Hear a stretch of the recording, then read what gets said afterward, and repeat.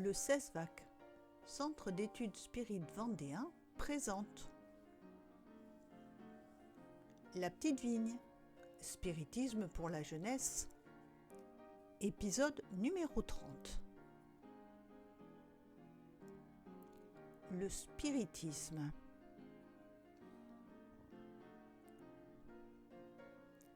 Connaissez-vous ce monsieur? Savez-vous s'il a un lien avec ce livre? Le spiritisme. Il n'a pas eu de fondateur. Après avoir assisté à une séance de table tournante, Allan Kardec, qui est né en 1804 et qui est mort en 1869, a cherché à comprendre comment une table pouvait répondre intelligemment à des questions. Il a compris que c'étaient des esprits qui se communiquaient. Alors il leur a posé des questions par l'intermédiaire de médiums. Il a collecté toutes ces informations et il a écrit plusieurs livres, dont le premier est le livre des esprits. Les révélations apportées par les esprits montrent par des faits irréfutables l'existence et la nature du monde spirituel et ses relations avec le monde matériel. Le spiritisme nous explique clairement d'où nous venons, où nous irons ensuite et pourquoi nous sommes sur la Terre.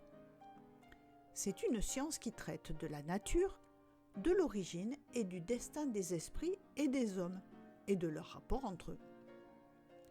Le spiritisme peut être pratiqué dans tous les aspects de la vie, scientifique, moral, éducationnel et social. Il nous apprend que nous sommes des esprits immortels qui travaillons activement pour atteindre la perfection intellectuelle et morale, que ce soit sur la Terre ou dans le monde spirituel. Le spiritisme nous démontre aussi que la justice divine s'accomplit rigoureusement, que les bons seront récompensés et que ceux qui font le mal devront comprendre leurs erreurs et réparer le mal qu'ils ont fait.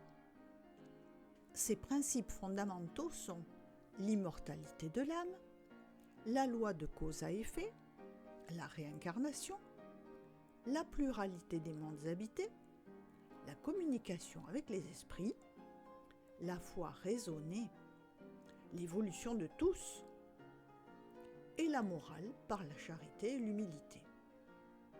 Tu peux retrouver tous ces sujets au fil des numéros de La Petite Vigne qui paraît chaque mois. La pratique spirit est gratuite et se déroule avec simplicité, sans aucun culte extérieur. Le spiritisme n'a pas de prêtre ni de gourou et n'utilise pas dans ses réunions ou dans ses pratiques des objets particuliers, ni des vêtements spéciaux, ni des rituels.